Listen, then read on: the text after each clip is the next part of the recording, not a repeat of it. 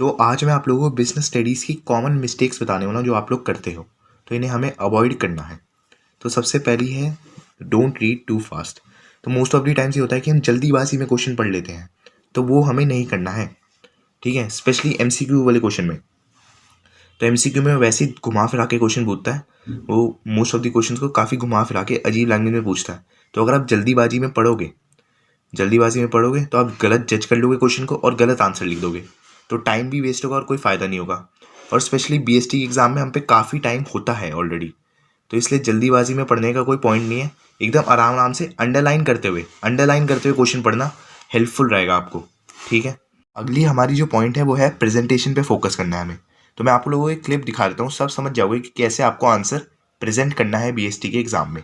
For example मान लेते हैं आपके लिए ये क्वेश्चन आता है एग्जाम में, ठीक है। तो आपको स्टार्टिंग ऐसे लिखनी है आंसर की, पहले आप तो ये आंसर नंबर लिख दोगे, जोन सा भी हो, आंसर नंबर 1, आंसर नंबर 2, ऐसे बीच में लिखना और डबल लाइन डाल देना।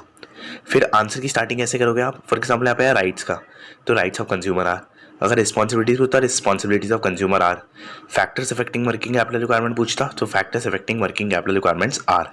फिर जो आपका पॉइंट होगा उसकी जो हेडिंग होगी उसे आप बड़ा बड़ा लिखोगे या तो कैपिटल लेटर्स में लिखोगे और फिर उसे एक बॉक्स में क्लोज कर दोगे।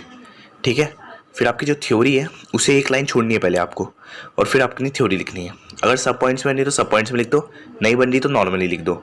तो थर्ड स्टेप है आपको कीवर्ड्स अंडरलाइन कर लेने हैं। फॉर एग्जांपल यहाँ पे मैंने कर भी रखे हैं, ठीक है। तो कीवर्ड्स याद से अंडरलाइन कर लेना, एग्जामिनर को काफ़ी हेल्प होता है। तो थैंक यू। और आपको दो बातें याद रखनी है। एक है आंसर हमेशा हमें पॉइंट्स में ही लिखना है, आंसर हमेशा पॉइंट्स में लिखना है, पैराग्राफ में नहीं लिखना है। काफ़ी ईजी है, पॉइंट्स में आराम से बना के लिखना। ठीक है, और डायग्राम्स जहाँ पे हो सके डायग्राम्स बन सकते हैं वहाँ पे डायग्राम बना देना, एकदम सुंदर लगता है आंसर शीट उससे। ठीक है, मज़ा आ जाएगा, जो भी चेक करेगा आपका उसे मज़ा आ जाएगा डायग्राम देख के। तो डायग्राम जहाँ बना सकते हो आप बना देना। अगला थर्ड पॉइंट है do not reframe definition of a term और टॉपिक।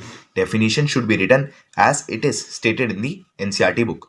तो डेफिनेशन हमें एकदम जो बुक में लिखी हुई है वही एकदम रट के लिखनी है एग्जाम में, चाहे टेप के लिख दो जैसे तैसे, है ना।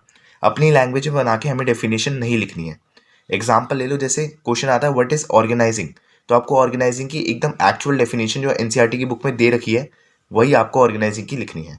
ठीक है, तो डेफिनेशन वाले क्वेश्चन में एकदम एनसीईआरटी की डेफिनेशंस याद रखना और उन्हीं को लिखना। अगला पॉइंट रहने वाला है कि डिफरेंशिएशन वाले क्वेश्चंस में हमेशा दी बेसिस और डिफरेंस को मेंशन करना ही है। हम क्लास 12th में हमें बेसिस और डिफरेंस तो बताना ही बताना है। जैसे एग्जांपल ले लो, क्वेश्चन आ गया डिफरेंशिएट बिटवीन डिलीगेशन एंड डिसेंट्रलाइजेशन, तो हमें साथ में बेसिस और डिफरेंस हमेशा बताना है।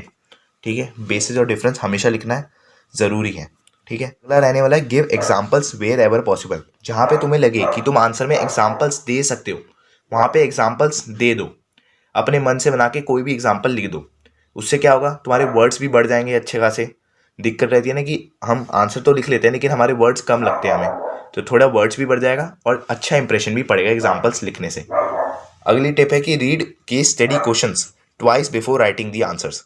तो हमने सैम्पल पेपर में भी देखा था कि केस स्टडी क्वेश्चन थोड़े ट्रिकी थे। तो देखो बीएसटी के पेपर में टाइम बहुत है, तो 2 बार भी पढ़ लो क्वेश्चन तो क्या जाता है, 2 क्या 3 बार पढ़ लो, है ना। साथ में अंडरलाइन करके रखो, अच्छे से अंडरलाइन करते करते पढ़ो। तो केस स्टडी क्वेश्चन को 2 बार पढ़ लेना लिखने से पहले। और अगर आपको लगता है कि आपको टाइम की दिक्कत है तो आप अपने हिसाब से एडजस्ट कर सकते हो।